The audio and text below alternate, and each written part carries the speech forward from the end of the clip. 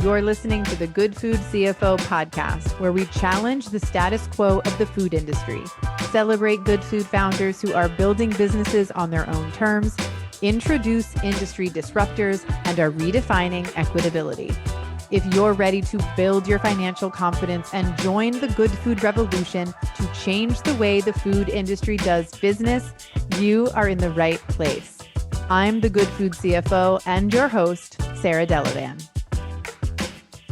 Sarah, we are officially in holiday season. This episode today is actually airing the week of Thanksgiving. We have a founder on the podcast this week. We're going to get to hear her story. I'm super excited about that. But before we get to that, I want to talk about gift giving, right? So as I said, we're in the week of Thanksgiving. We're getting close to the end of the year, and that's when everyone is thinking about gifts for their loved ones. And it's not just loved ones, it's not just on a personal level, but you also see a lot of corporate gift giving this time of year. And I think that good food founders are probably getting a lot of requests from large corporations, small businesses, gift giving sites, even individuals who just want to place like a really big order. They often expect wholesale prices, or at the very least a discount, right, on the standard retail price. And we've been getting the question a lot around the community, should I give this type of customer wholesale pricing? It's such a good question. It is one that we hear a lot around the community. And I think it becomes a popular question this time of year, but what we'll talk about like in response to that question, I think can be applied all year round for sure. Wholesale implies that someone wants to buy your product in bulk or in high volume, right? And when someone does that, they typically want a discount of some sort, right? They don't want to pay your published retail price. In some cases, people are coming for gifting purposes, right? So they're not going to be reselling your product or a product, but they're going to be gifting it. And in some cases, we see a lot of like gift giving sites, right? Those websites that bundle products in, and then resell that bundled group.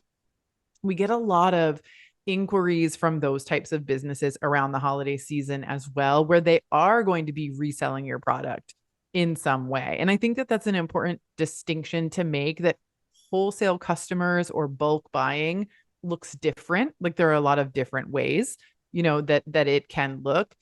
And there are many types of wholesale accounts, right? And I think I want to say this too. If you're a CPG brand, this applies to you. If you're a meal delivery business, this applies to you. Whatever kind of food business you are, I can almost guarantee that someone is going to come to you at some point and say, I want to buy a lot of your product. And can I get a discount? And my first kind of response to the founder when they bring a question like this to me is whatever the customer thinks is a lot of product may not actually be a lot of product or enough product to warrant a discounted price, right? It's like first and foremost. And so there's typically a list of 3 questions that I will ask a founder to determine whether or not someone should get wholesale pricing or some level of discounted pricing. Okay. So the first question is this person buying more than your typical direct to consumer client? And or are they buying as much as your typical wholesale customer would buy? If the answer is no, then it doesn't warrant a discounted price and it doesn't warrant a wholesale price for sure. The second question is, are they ordering or are they willing to order in a way that creates efficiency in your production? And this is a big one, right? So I'm going to use the example of a meal delivery business here, right? So let's say that you make a batch of mac and cheese and that, makes a serving for 6. Well, you can't, even if someone wants to come and buy a ton of mac and cheese, if they're wanting it to serve 32, that's not convenient for you, right? I would require them to order in servings of 6, right? Does that make sense? Totally makes sense. Likewise, for a CPG brand, think about your case size, think about your batch size, right? So, like if you have a case of 6, have the customer order in units of 6. If you make a batch of, let's say, 10 pounds of your product at a time, maybe they need to buy a minimum of 10 pounds, right? So just think through, are they buying in a way that makes my job easy and seamless? Are they buying according to our wholesale purchasing standards? And if the answer is no, then they probably don't qualify for that wholesale pricing.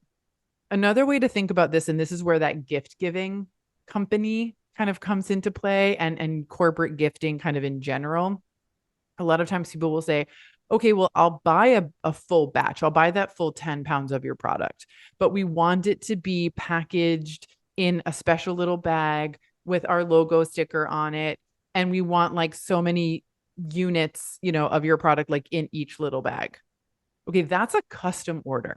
Yes, they're ordering according to your purchasing minimums, but then they're customizing the order, which is its own thing, right? And you have to take into consideration the coordination for that, the man hours, to put that special product together.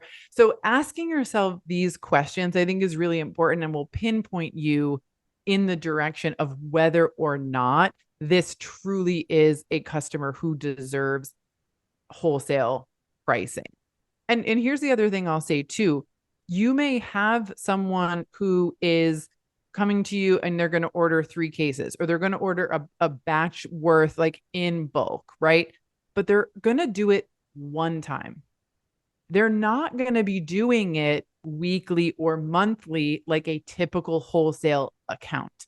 So it's also perfectly fine to discount their price a bit, but not go as far down in pricing as your typical, wholesale accounts are getting. Kind of meet in the middle between your full retail price and what you would typically charge a wholesale customer. So, Sarah, it sounds like what you're saying is that wholesale pricing is really only appropriate for customers who are ordering enough of your product, right, in the right batch size, in a way that is easy to deliver and isn't creating like confusion or stress or more workload on you or your team. Yeah, that's exactly right. And I'll just reinforce one more time that when someone is buying more than one unit of your product, right? When they're buying more than they would typically buy in a single purchasing session, they're going to think that they qualify for wholesale pricing.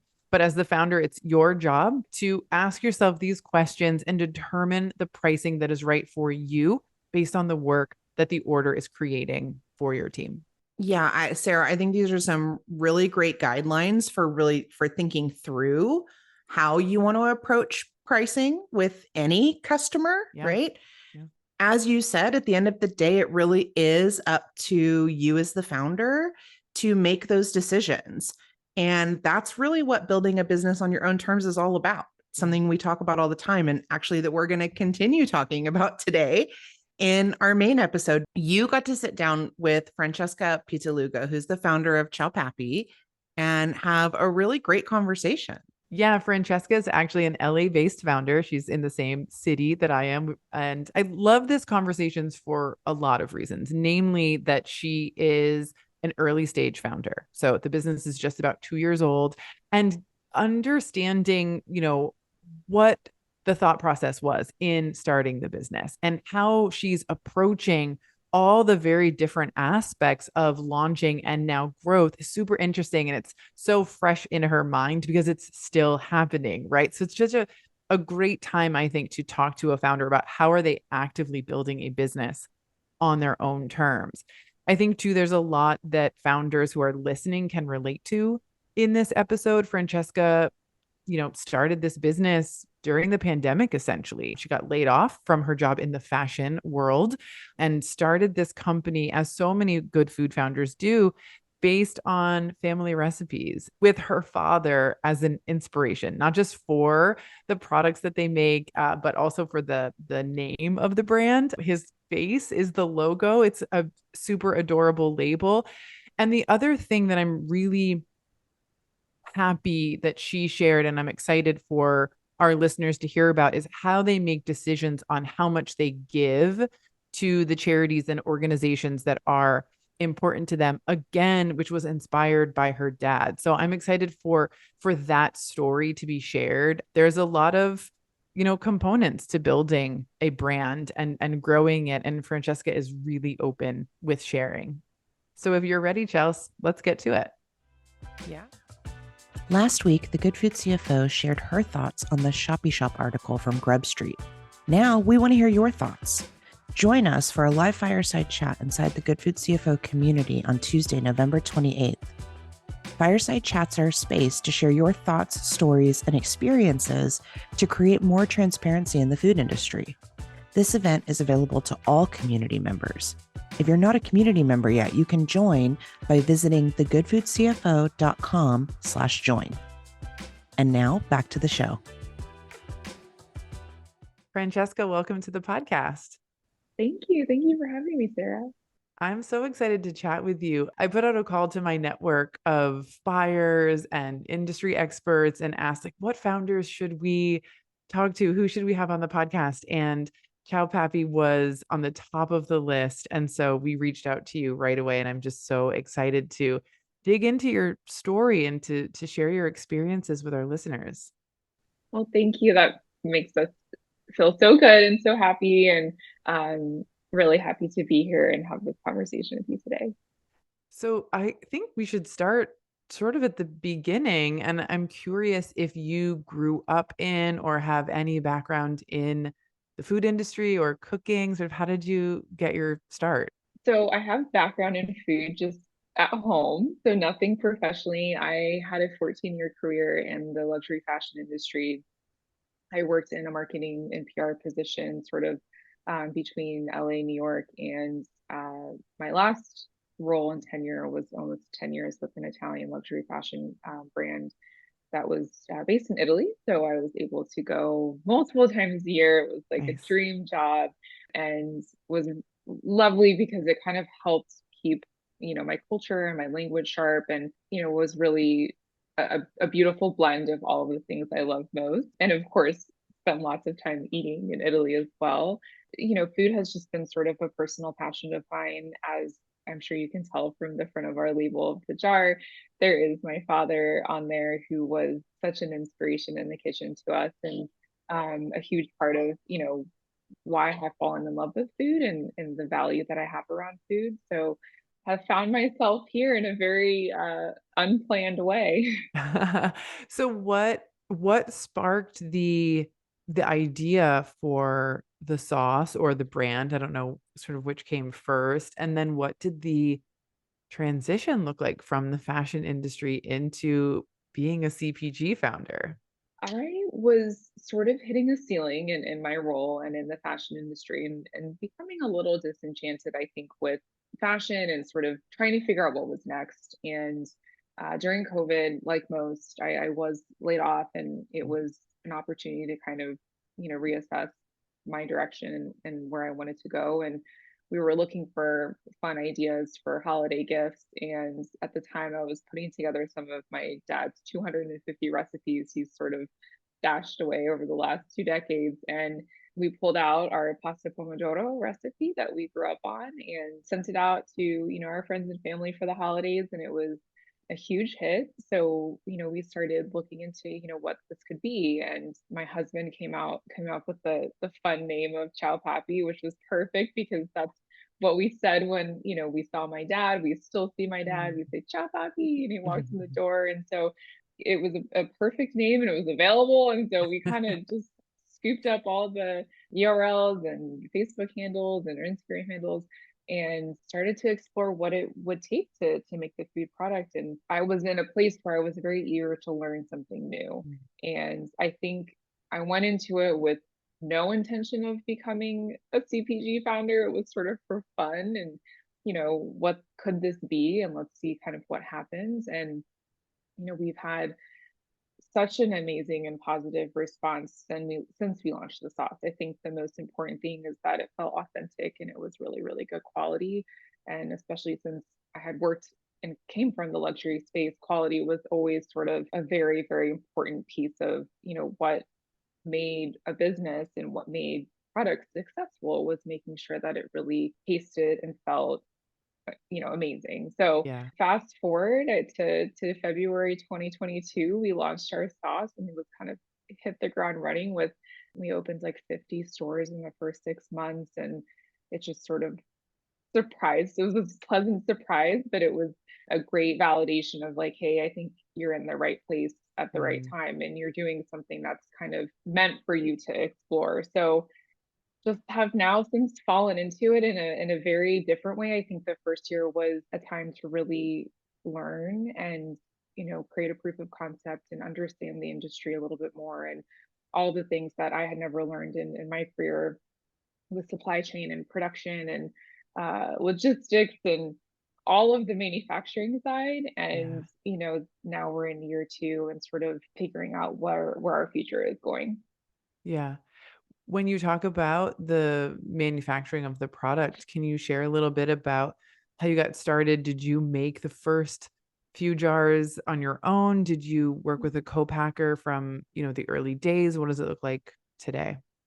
Yeah, so we did a charity drive for the month of February, which I know we'll talk more about our cause around Yeah. the aging community, but we did a 1 month charity drive to kind of see what people said about the sauce and kind of what direction we should go.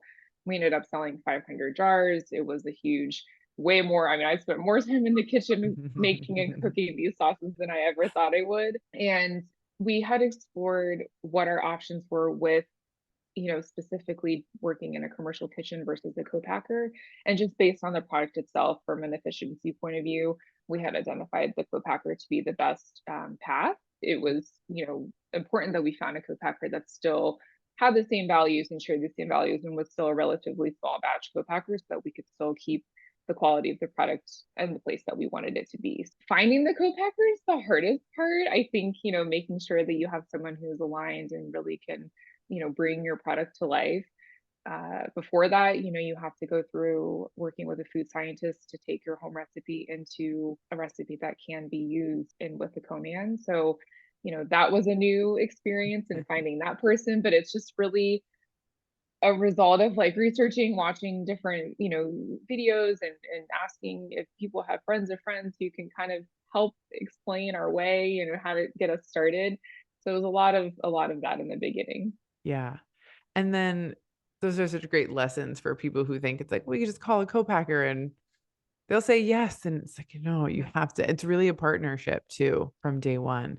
Let's also talk about that piece, sort of the charitable, you know, arm. And it's probably not the right word to say it, but you founded the company with an intention to give back or to, to raise money for a particular cause.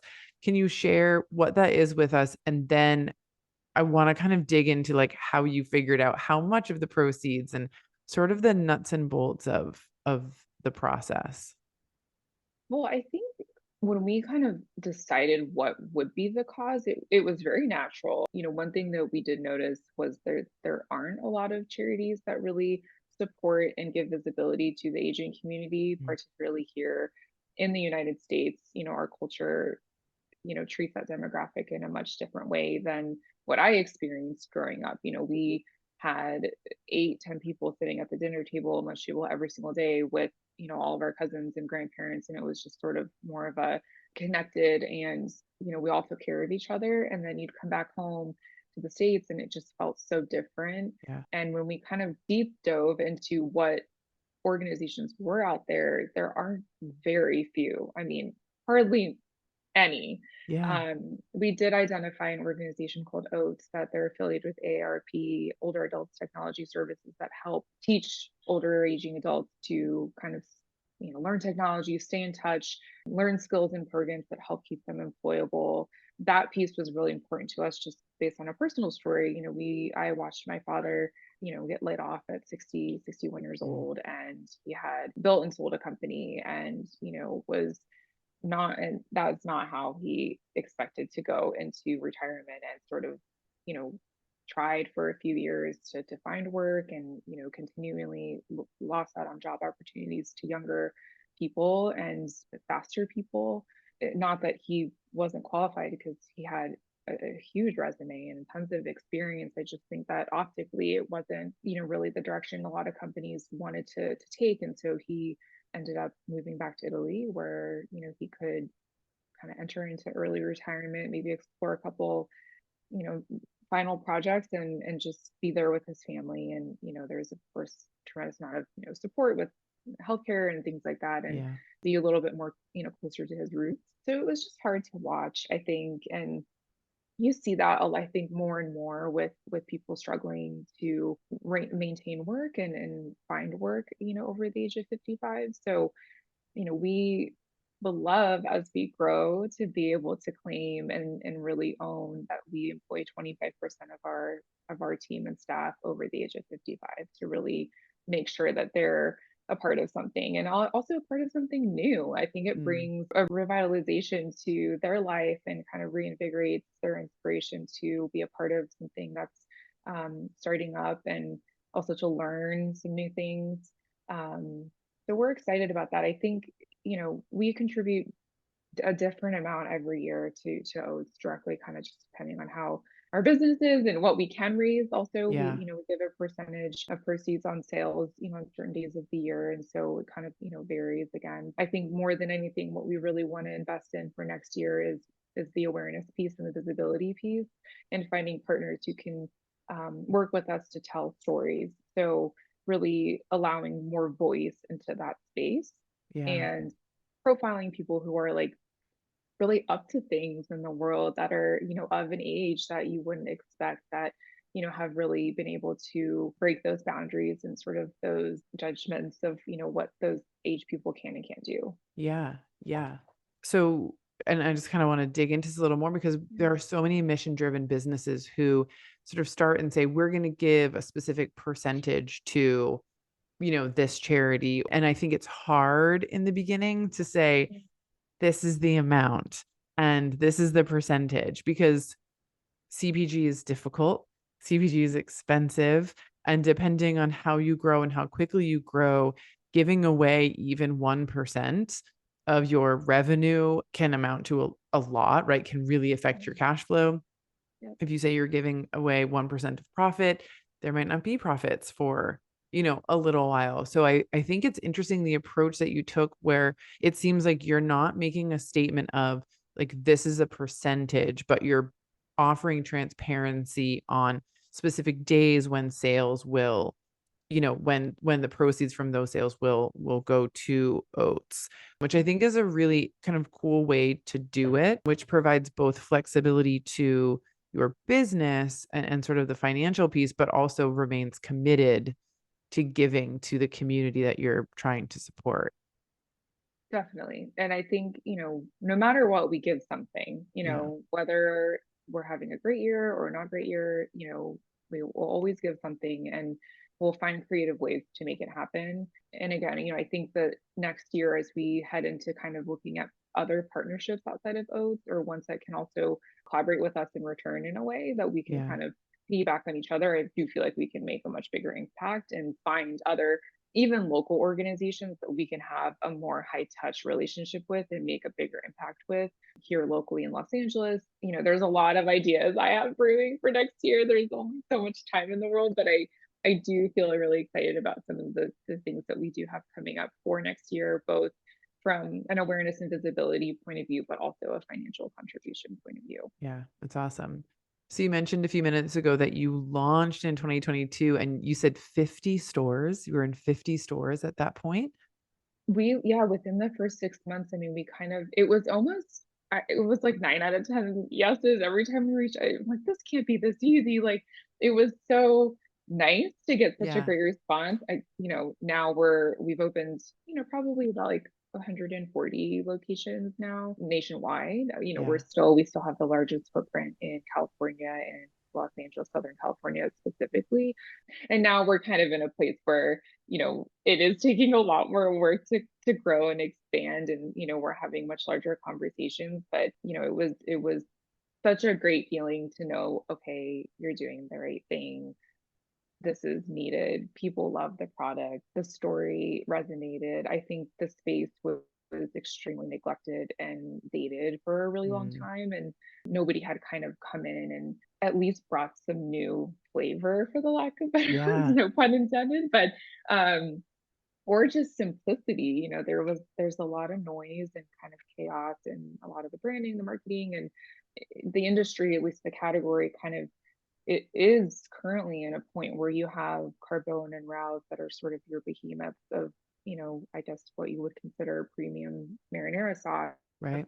And then you have the Ragus and Prego, and there's kind of no new players in between that are at least speaking to some of the millennial and Gen Z consumer or that kind of foodie, marketplace. So it was just a good timing in many ways too. And now we're challenged to obviously continue that growth and continue to evolve and expand.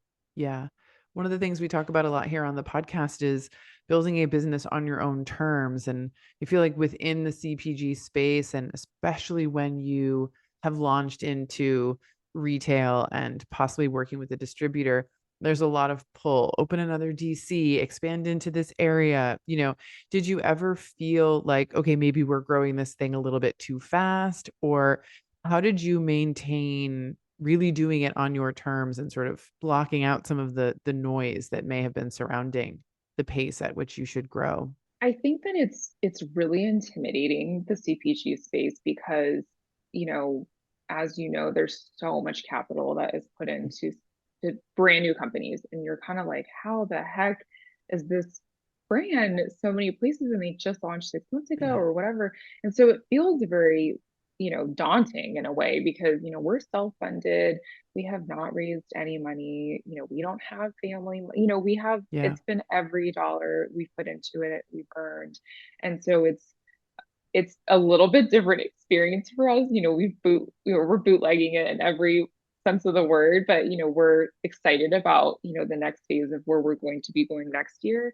But we are in a place where, we do need some support and some capital. And so we're looking towards that road. But I do feel like keeping your head down and really the slow and steady wins the race. Mm. It's intimidating, and it's definitely like tempting to want to go the route of just like getting as big as you can as fast as you can.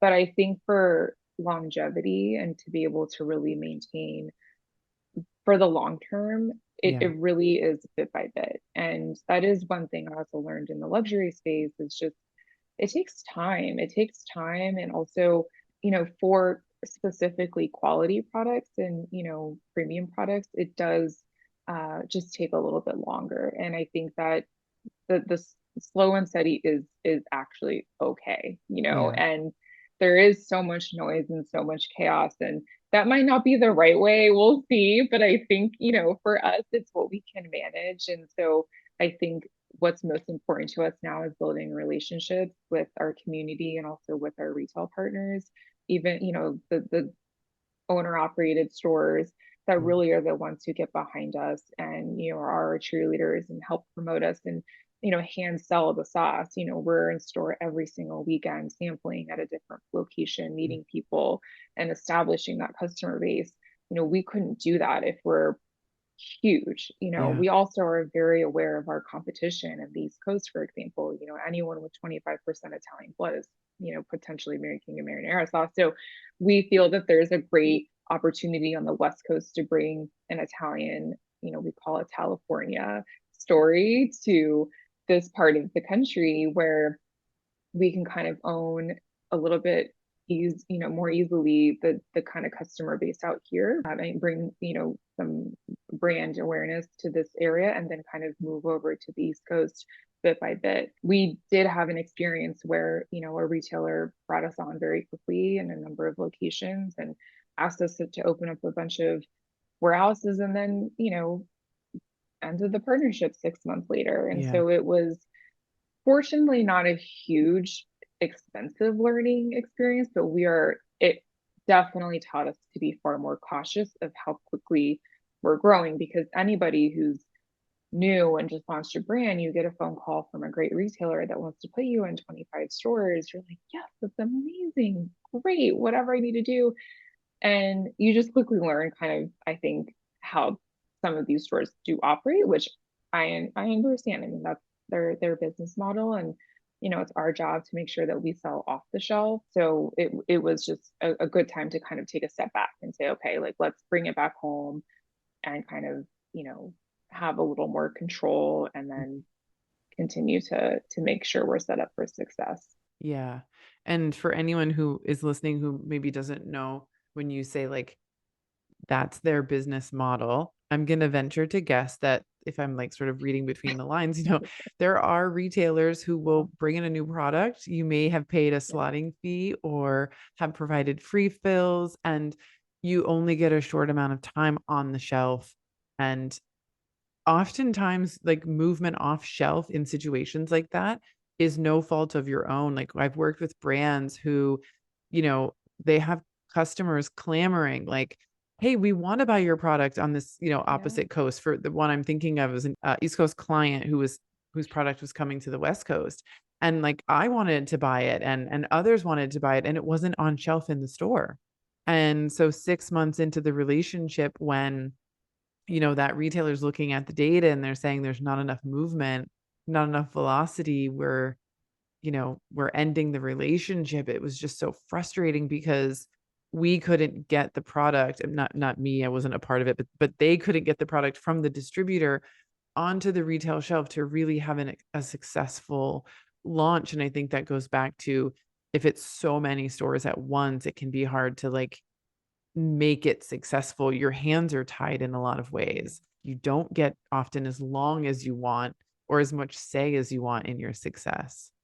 For sure. And I mean, gosh, just yesterday I had somebody, in DC DM us and say, oh my gosh, your sauce isn't here anymore. Like, how can we get it? And, so it's a bummer to hear that, because obviously there's great potential and we do believe in our products, and we're happy to know that there's fans everywhere, but Yeah. it is out of your hands. And I think that's why it's so important to really make sure that what you can control, that it is close to home, you can really have an impact in, and make sure that that velocity is there. And then, work towards building brand awareness, because if you're, for us, well known in LA, but nobody knows us in, you know, New York or Miami or wherever, they don't know us. And so it's our job to make sure that our marketing and our brand awareness is really following suit. And not all the time the retailers will support you in that Yeah. marketing. And, you can't expect them to necessarily, give you tons of social media or newsletter or whatever. I mean, there's just, it's tough. So you kind of have to evaluate all those things and make sure. I think for us, we learned that those agreements are very clear. Mm. What are they doing to make sure we're successful? And, what is your sort of, how often do you evaluate this category to really decide whether or not, it's working? We didn't ask any of those questions. We didn't know. So it's something we will do now, but Yeah. it thankfully wasn't a huge, mistake, but it was certainly a really valuable learning experience. Yeah. And I'm so grateful that you shared that story here, because it's part of what this podcast is all about, is, reminding or letting people know that there's many ways to build a business, and, you can find the way that's right for you, as you're kind of describing with being a primarily West Coast brand and really thinking through why that makes sense for you, but then also sort of shining a light on, here's some like kind of crappy things that can happen in the industry. We're not saying don't say yes. We're just saying like, be aware, read the Exactly. documentation, and obviously as a CFO, I'm a big fan of run the numbers and see if you're in and out in 6 months, like if in a worst case scenario, what does that mean for you? And then you just know what sort of the financial risk is as you go in. And for most founders, like you don't know what you don't know. And so your learning happens in the moment, right? Like sort of when it's happening too. So the more founders that share those stories, the better prepared others can be. So I just think it's great that you're sharing For that. sure. Thank you. Yeah. And always like you know, I wish I had negotiated more, and said, hey, let's just do 10 stores or Mm, 5 instead of 25, and to say no, no, we don't want to open another region. We really want to see how we do for 1 year in this region, and just sort of, work with them a little bit more. And again, these are yeah. things that I would have wished I had asked, and in hindsight, I'm like, I know this and I know this. I should have said these things, but you get excited. It's okay to just start slow. And that's, I think, what I keep Yeah. coming back to just, slow down and and just sort of go bit by bit. And Yeah.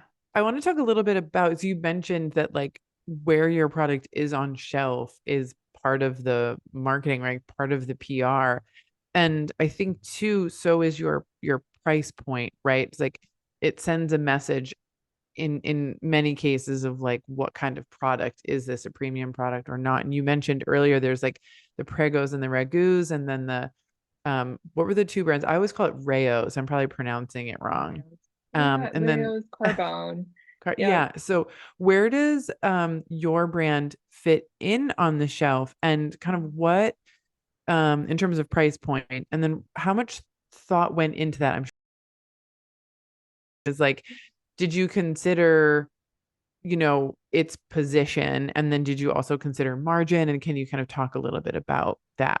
Sure.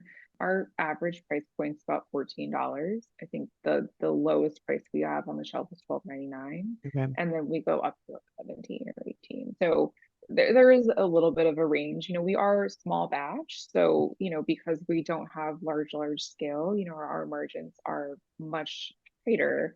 Over time, they will get bigger, but we really wanted to make sure we use 100% tomato, no blends, no concentrates, no paste, Hmm. because that is sort of a way to cut corners in a lot of what's out there. It's truly meant to be kind of all whole ingredients, Yeah. and that does get costly. Those ingredients are expensive when they're sourced in that way. And we use fresh basil, we use dehydrated or dried basil, we use whole garlic. Like, there's a lot of things that we make sure are great. And even with our new flavor, the creamy Calabrian, we have Calabrian chilies, which are very Mm. expensive ingredients. So we're, there's a lot of things we're trying to work through. But I think first and foremost, if we want to make an amazing product, and I guess we kind of like will figure out the rest later. Hmm. But the most important thing is that we have something that's really superior out there, and we don't add any sugar. We don't have a lot of the things that are out there that cut corners. And so it sort of, by way of the quality that we chose to make the product, it sort of had automatically sits at a much higher price point just Yeah. because of what you are getting out of it. We know over time, to be competitive, it probably will need to sit a little bit lower price point wise. We just want to make sure as we do grow that the quality is never compromised. So Yeah. we're in that process now. Yeah. We talk with a lot of brands and founders who, for the same reasons, have a premium priced product just by the nature of the quality of the ingredients, and sometimes even the packaging, right? Yeah. Sustainability and different things that come with the packaging make that product, higher priced or among the highest priced on the shelf. And it's so important to know what your position is there, and then I think to market and communicate to support that. And it seems like with your growth and the rate at which you're moving off shelf, you guys are doing a really great job of doing that communication, and making it all work together, because you can't just be one thing, right? Yeah. Like it's all the things together, I think, that make a brand successful. Well, and at one point, Rouse and Carbone were also our price point. Right. They were, far more expensive when they first launched. And Rouse has been around like 20 years now, but they were the most premium out there. And same with Carbone when they came out, and just are speaking to a very different consumer now. Hmm. We share the shelf with them in many places, and they're a great sauce, and they can claim a lot of the same things that we claim, as far as not using, paste and concentrates or added sugar. So I think that's great. Rouse is a 25-year-old company, and that Um, I think was and just purchased by like w- Campbell's or the something like that. Campbells for 2.7 billion. That's the, Yeah. second or third time they've been acquired. And, Carbone has a ton of capital, behind them, through the major food group. So they've really been able to put a pretty big, mark in the category for sure. So I think it's nice. There's room for everybody for Hmm. sure. And we certainly have a very different story, background, and mission and flavor, Yeah. than what's out there too. So I think it's just important to know that for us, from a perspective point of view, we say, okay, well, those guys were kind of where we're at, 10 years ago or 15 years ago. So this is kind of where we're been able to maintain their quality and just continue to grow their customer base. And, we plan to do the same. Yeah. Yeah. It's awesome. And I think it's nice to have a business like yours to support on that shelf, right? Because, I'll be honest, I love the restaurant when I go to New York, right? Like we visit, and I probably bought the sauce once or twice, but then when I learned like it's not the family, you know what I mean? It's not, Yeah. I'm just like a little bit less inclined to keep supporting just because of how I like to spend my dollar, And so to have a brand like Ciao Pappy on the shelf, I can go, cool. I can continue to have some convenience in my life, right, with a ready-made sauce, but still be spending my money in a way that feels very aligned with me. So it's both like a flavor choice, but also like how do I want to spend my money, and who do I want to spend it with? So it's, we're grateful that we have the option Yeah, to do that on shelf. for sure. No, it's exciting. And I think, we have a little bit of a more challenging road ahead of us when it comes to positioning and marketing, only because, we're not an extension of a restaurant. We Right. don't have an established customer coming to a restaurant, a Chow Pappy, brick and mortar. We are Hmm. a product first and foremost. And, our hope and mission is to kind of be more of a sense of place where you can find your Italy, at home and, wherever you are. So it's more about bringing the spirit of Italy and California into your own kitchen versus, hey, here's the sauce that you Yeah. may have at the restaurant that you can't get into or whatever. So, which is again great. Have enjoyed those sauces for a long time, but we have a little bit more work ahead of us when it comes to kind of telling people who we are and introducing ourselves because we are starting from more of just a product place. Eventually we would love to have maybe a restaurant or something down the line, but for now it's first and foremost a CPG product. Yeah, yeah, it's a great one. So if you, I mean, you're relatively young as a brand and a business, but I know you've learned a lot, along the way already. Do you have any sort of like big learning moments or sort of lessons that you think are important to share to, the fellow founders who are here listening?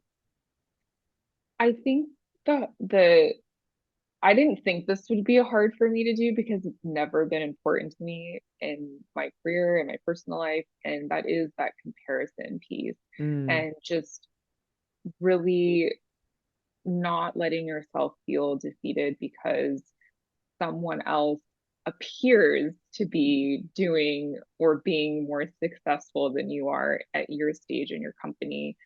And there's so much behind the curtain that you don't know.